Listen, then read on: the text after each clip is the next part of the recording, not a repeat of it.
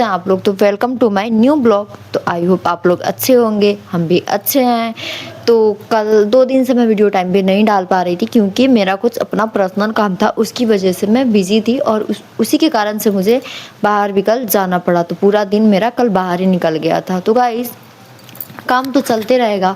आइए मैं आप लोगों से आज कुछ बात करना चाहूँगी। मेरे पास एक टॉपिक है, एक मुद्दा है जो कि हाल फिलहाल में हम लोग के सामने आया है, उसके बारे में मैं आप लोगों से बात करना चाहूँगी।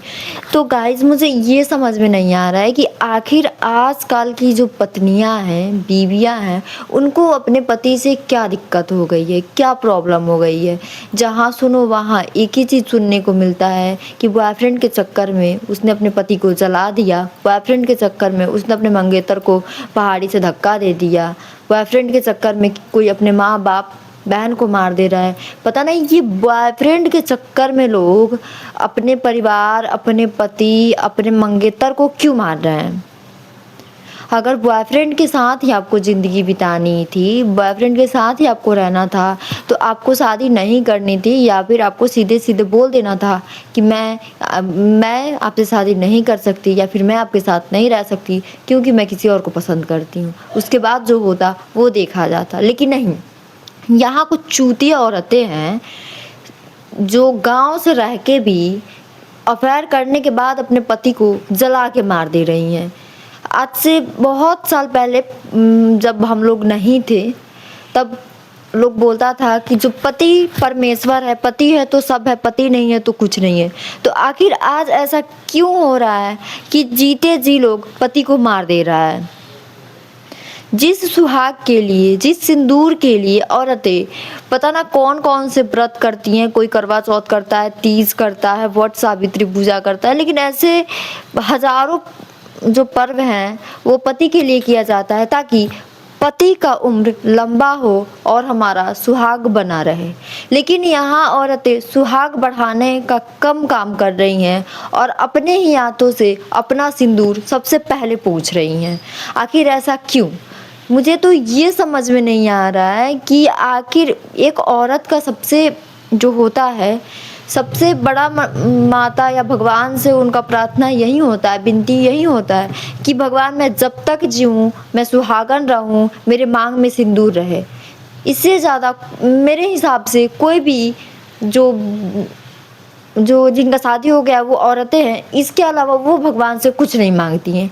लेकिन आजकल मैं देख रही हूँ कि लोग भगवान से मांगने के अलावा, भगवान से प्रार्थना करने के अलावा वो खुद से पति को मार दे रही हैं, अपना सिंदूर खुद से मिटाकर खुद विधवा बन जा रही हैं। ठीक है, तुमको विधवा बनना था, तुम्हारी अलग कहानी है।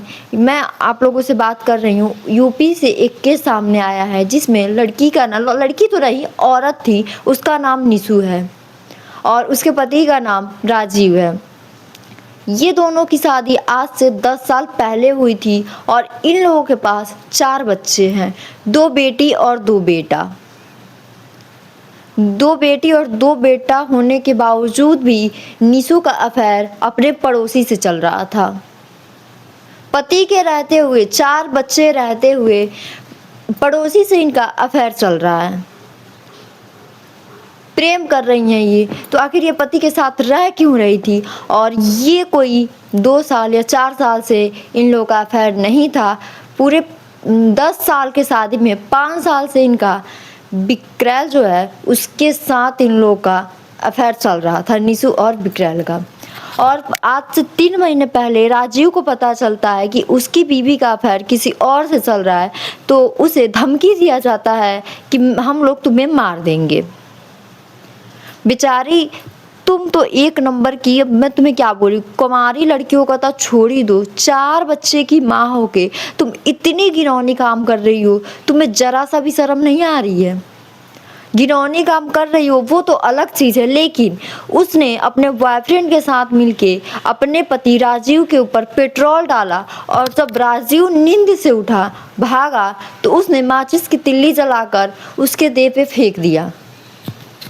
देह पे फेंकने के बाद राजीव का पूरा बॉडी बिल्कुल आग के चपेट में आ गया और वो बेचारा जलने लगा। तो आसपास के लोग आके उस पे पानी डाल के उसे बुझाएं, तब तक राजीव का पूरा जो शरीर था वो जल चुका था, पूरी चमड़ा ऊपर दिख रही थी।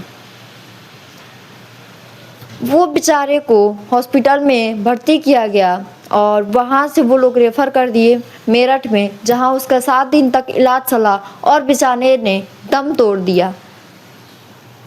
उसके घर वालों ने भी बोला कि जी हाँ, ये बात सच है, हम लोगों को पता था, हम लोगों ने उसे समझाया, लेकिन वो इस बात को नहीं समझी और वो अपना अफेयर करते रही। तुम्हारे अफेयर के कारण आज किसी माँ का बेटा, 4 बच्चे के पिता, और तुम तो उसे कुछ मानती ही नहीं थी। तुम अगर उसको सुहाग मानती या फिर अपना पति मानती या फिर कुछ और मानती, तुम उसे पेट्रोल छिड़क के नहीं जला सकती थी। लेकिन हाँ, तुम्हारी वजह से वो जो 4 बच्चे हैं वो आज अनाथ हो गए। उनकी हाय तुमको जरूर लगेगी। इस दोगली औरत को चप्पल से पीटना चाहिए। अपने स्वार्थ के लिए ये किसी की बेटे को खा गई और 4 जो लड़के, 2 बेटी और 2 बेटे हैं, उनका परवरिश अब कैसे होगा, वो कैसे रहेंगे, ये चीज़ उस औरत को नहीं दिखी। उसको बस अपनी पड़ी थी कि उसको अपना मकसद कैसे पूरा करना है। तो लोग कर लो मकसद पूरा। अब तो पुलिस स्टेशन में चली गई।